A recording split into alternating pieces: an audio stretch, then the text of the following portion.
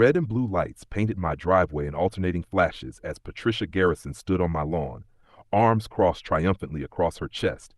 The HOA president's voice carried across the entire cul-de-sac as she shouted about unauthorized tenants and community violations. My wife Emily stepped out onto the porch, her military bearing still evident even in civilian clothes. The sheriff emerged from his cruiser, took one look at my wife, and immediately snapped to attention with a crisp salute. Patricia's mouth fell open, her triumphant expression melting into pure shock. 3 weeks earlier, Emily and I had moved into our dream home on Maple Grove Circle. After 25 years of military service, with Emily retiring as a colonel and me as a master sergeant, we were ready for the quiet suburban life. The neighborhood seemed perfect with its tree-lined streets and well-maintained homes. Our son David, recovering from a construction accident that left him with a broken leg and 3 cracked ribs, needed a place to stay during his rehabilitation. We converted the downstairs guest room for him, making sure he wouldn't have to navigate stairs. Patricia Garrison introduced herself the day after we moved in, clipboard in hand and a smile that never reached her eyes. She handed us a 300-page HOA handbook and mentioned she lived 2 houses down.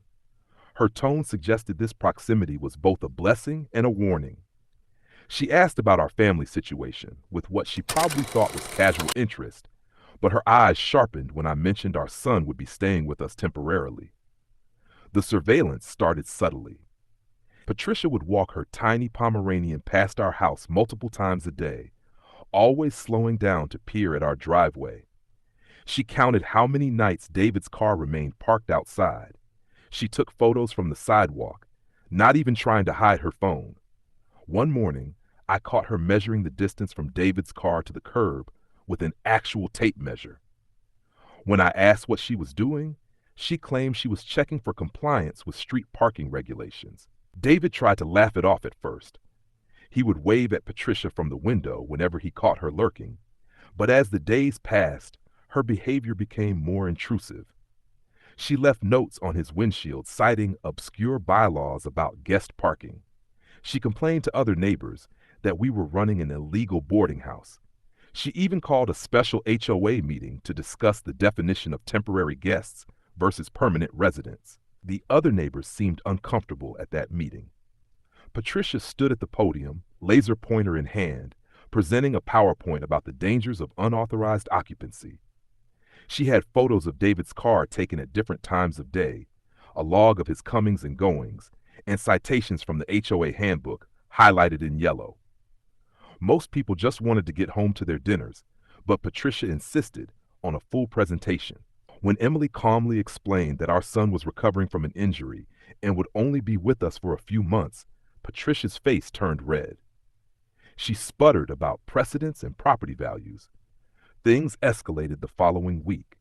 Patricia started calling the non-emergency police line to report suspicious activity at our house. The first officer who responded looked embarrassed as he explained someone had reported a strange man loitering in our driveway. That strange man was David checking his mail. The second call claimed we were running an unlicensed physical therapy clinic because David's therapist visited twice a week. The officers were always polite, but clearly frustrated with the waste of their time. Emily remained remarkably calm through it all. She had dealt with far more challenging situations during her military career, but I could see the tension in her shoulders, the way she would pause while reading the newspaper whenever Patricia's dog yapped outside our window.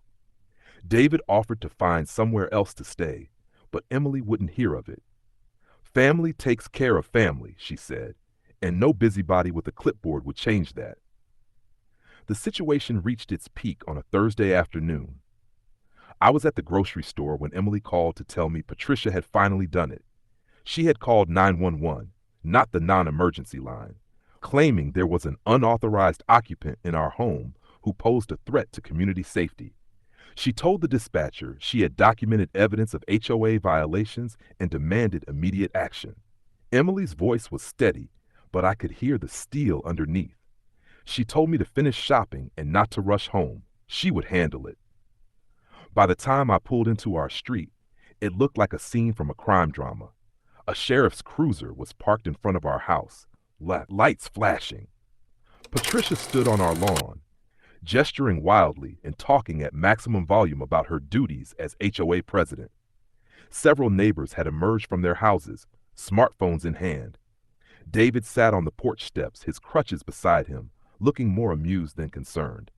Sheriff Robert Morrison stepped out of his cruiser with the measured movements of someone who had dealt with plenty of neighborhood disputes. Patricia immediately rushed toward him, waving a manila folder stuffed with papers. She spoke rapidly about bylaws and violations, about the sanctity of property values, and the importance of maintaining standards. The sheriff listened patiently, nodding occasionally, his eyes scanning the scene. When Emily stepped out onto the porch, something shifted in the sheriff's demeanor. His casual stance straightened, his eyes widened with recognition. Without hesitation, he snapped to attention and delivered a textbook salute. Emily returned it with the practiced ease of someone who had received thousands of such greetings. Patricia's voice died mid-sentence. Her folder of evidence drooped in her hands.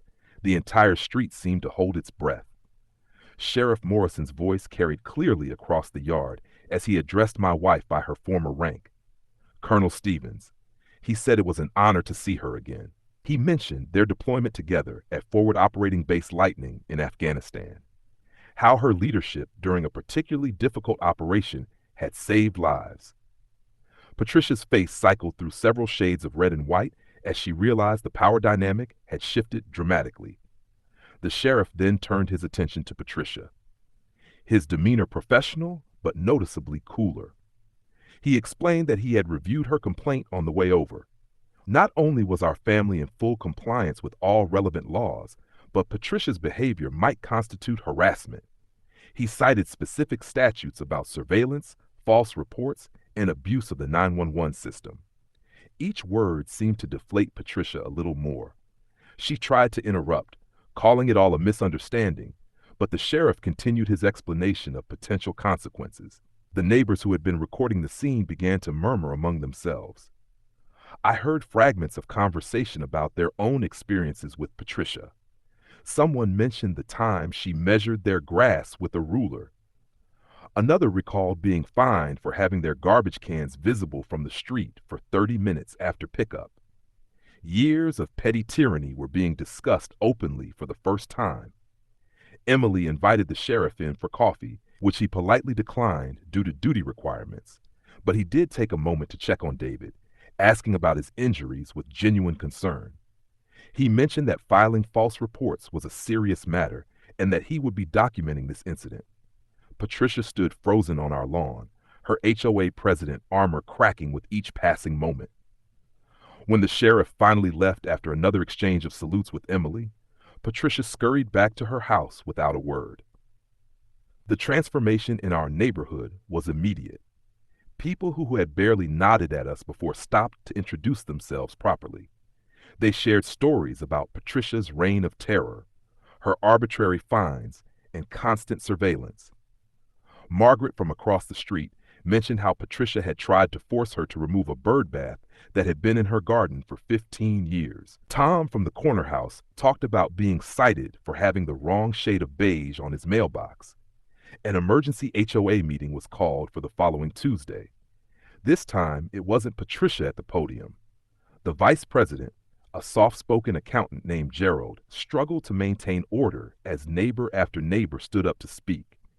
They talked about feeling harassed and monitored. They mentioned the stress of living under constant scrutiny. When it was Emily's turn to speak, the room fell silent. My wife had commanded battalions, but she addressed our neighbors with the same respectful authority. She presented a careful timeline of Patricia's behavior, complete with dates and specific incidents. She showed the photos Patricia had taken of our property, the logs of our son's movements, the numerous false reports. She explained that while she understood the importance of maintaining community standards, there was a difference between enforcement and harassment. Patricia sat in the front row, shrinking into her chair with each revelation.